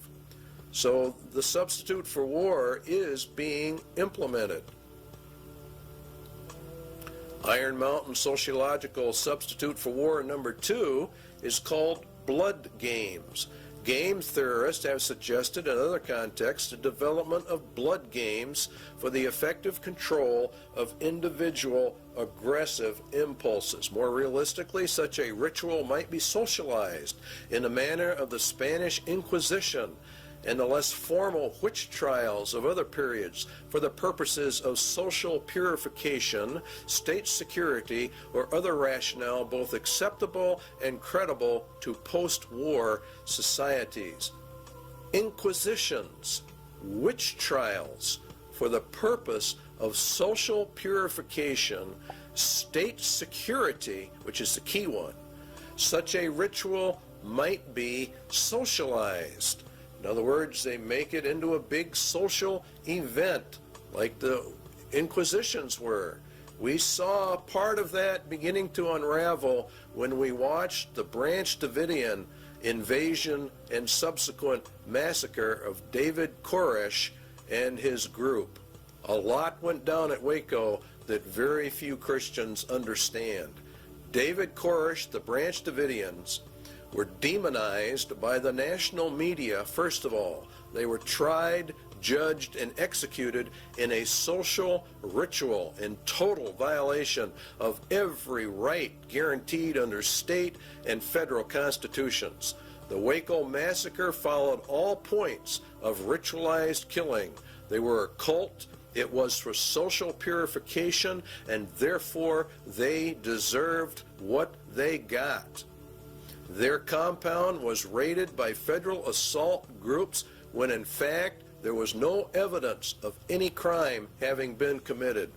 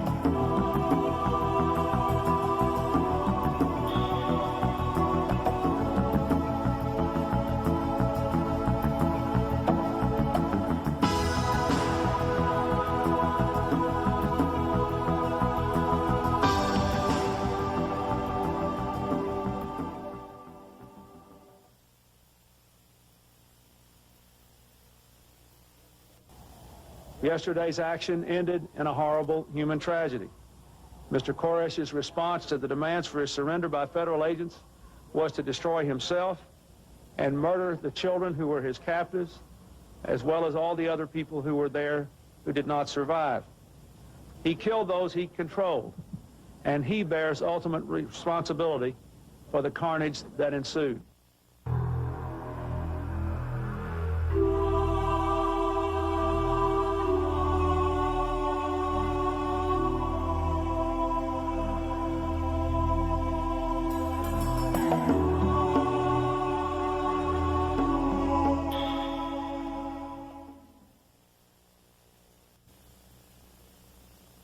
In the papers before I was going to go to court. They called me the white supremacist and all that.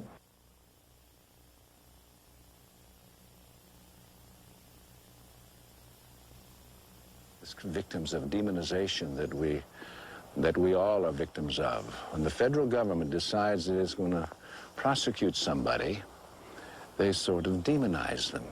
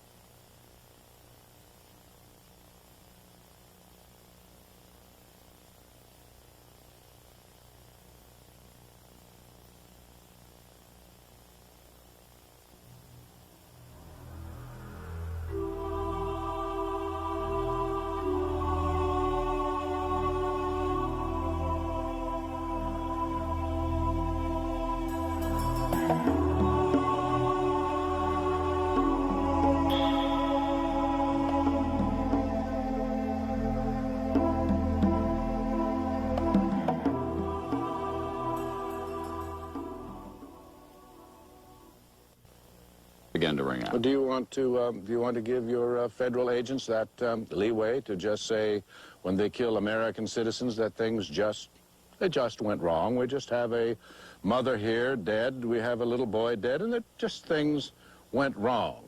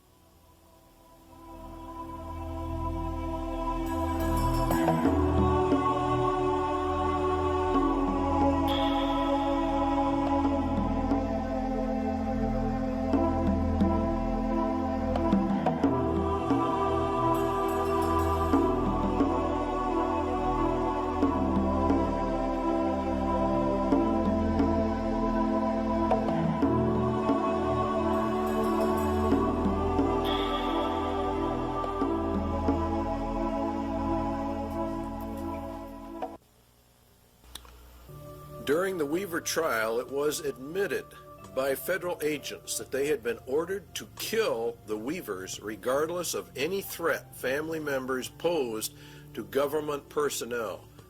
Now I want you to think about how serious that is. What was the charge against Vicki Weaver? What crime against the state had she committed that warranted her execution by the federal government? Indeed, she was not charged with any crime whatsoever, yet the U.S. government ordered her shot on sight, a virtual killing. It was murder in the first degree.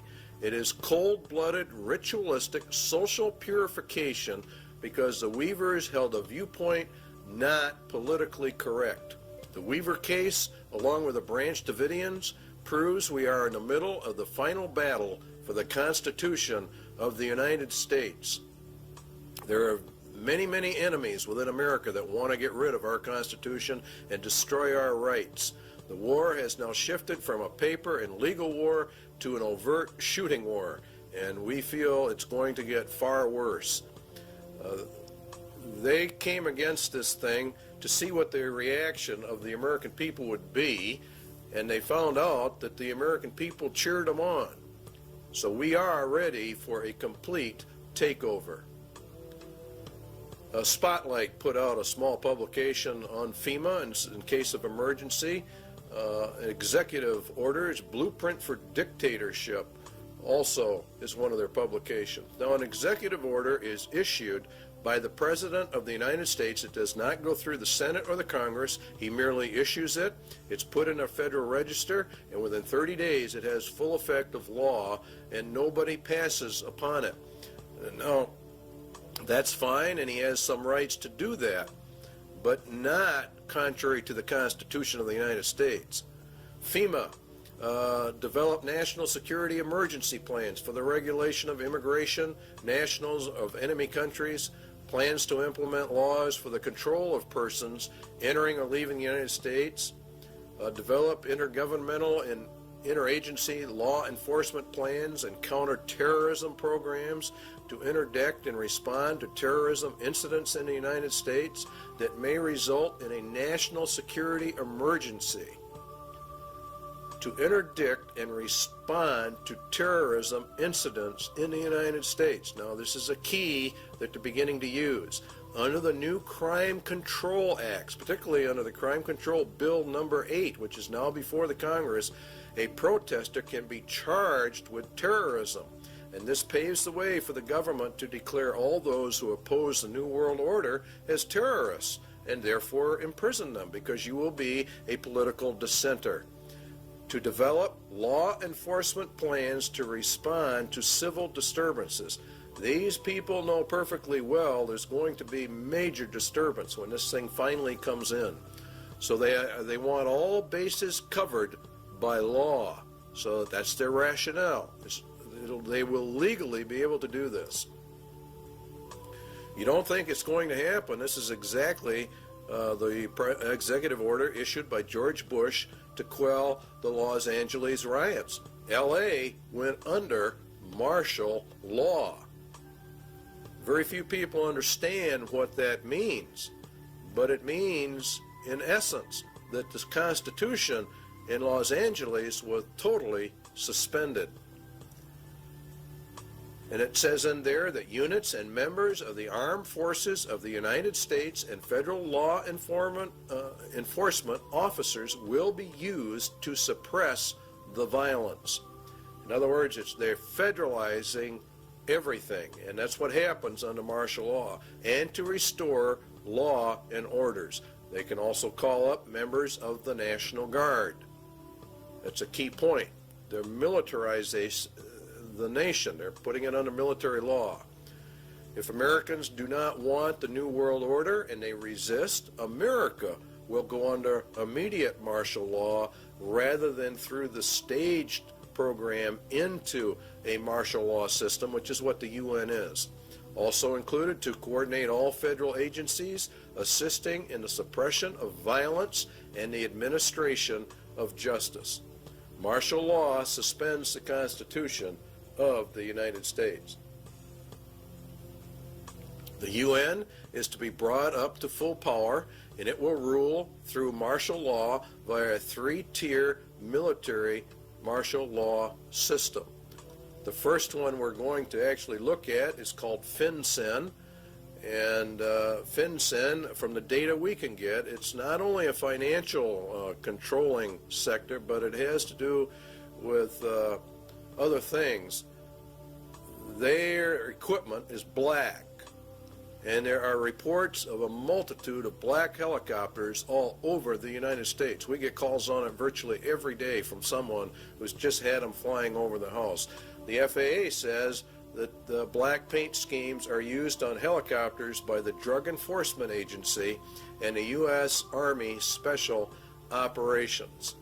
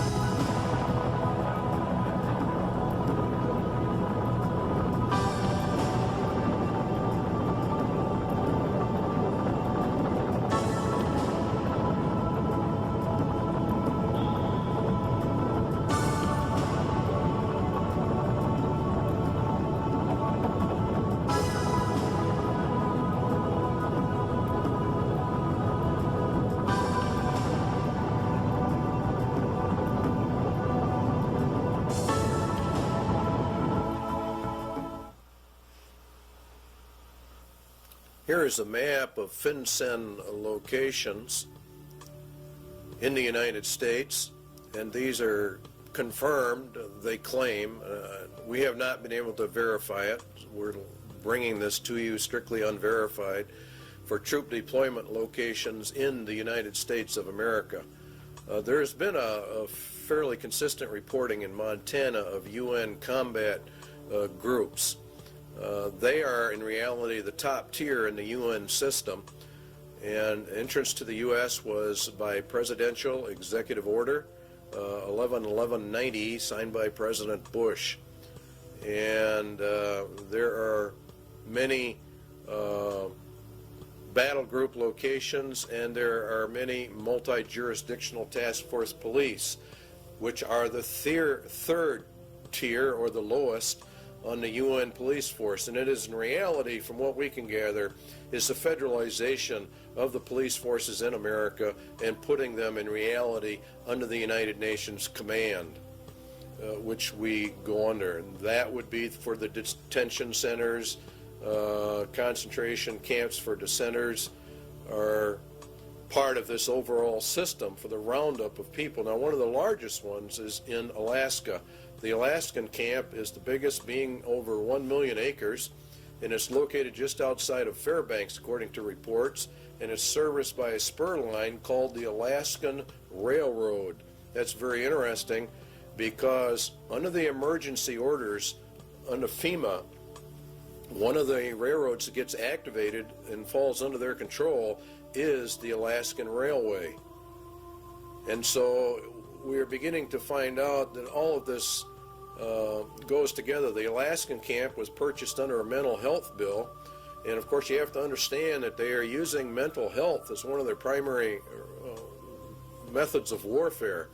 The Iron Mountain recommendations for an inquisition for social purification are also confirmed by the Lord Jesus Christ. Then shall they deliver you up to be afflicted, and shall kill you, and you shall be hated of all nations for my name's sake.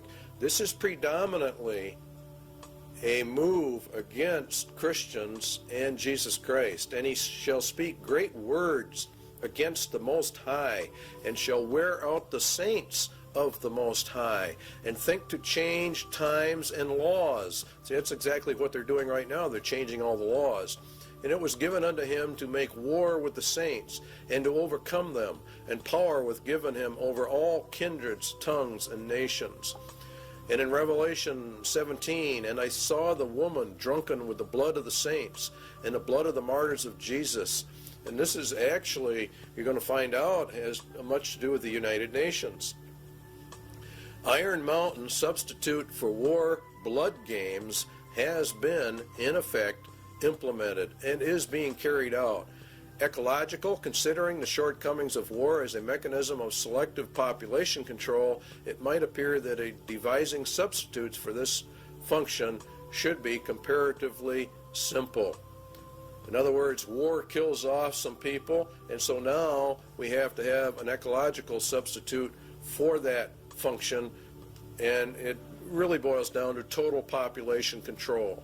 Current trends in warfare, the increased strategic bombing of civilians, and the greater military importance now attached to the destruction of sources of supply as opposed to purely military bases, strongly suggests that a truly qualitative improvement is in the making. In other words, as we phase down the war system, there's probably going to be one great last one in their plans to really reduce the world population. There is no question but that a universal requirement that procreation be limited to the products of artificial insemination would provide a fully adequate substitute control for the population. A universal requirement that procreation be limited to products. See how they treat people. Conception and embryonic growth taking place wholly under laboratory conditions would extend these controls to their logical conclusion. Now, total and complete control, this is what this means, of every human being born. They will be pre-selected genetically to be a slave to the rich men of the earth. This is the system they're setting up. They have an intermediate step, total control of conception with a variant of the pill via water supplies or certain essential foodstuffs. In other words, they intend to, when they bring in this new system, they will stop the growth of the population. They will put it into the food or the water supplies, and then they would offset it by a controlled substance so that it could be countermanded and the woman become pregnant. And they claim in Iron Mountain that it was already under investigation and under work back in 1961. So the interpretation is the mandatory mass sterilization of the human race with them in total control of all the antidotes for it. Excess population, Iron Mountain says, is war material. As long as any society must contemplate even a remote possibility of war, it must maintain a maximum supportable population.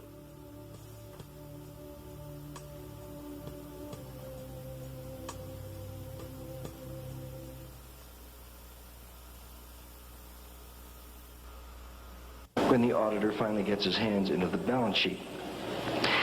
I suggest, therefore, that this be sold not through a democratic process. That would take too long and devour far too much of the funds to educate the cannon fodder, unfortunately, which populates the earth. We have to take almost an elitist program that we can see beyond our swollen bellies and look to the future in time frames and in results which are not easily understood or which can be, with intellectual honesty, be reduced down to some kind of simplistic definition.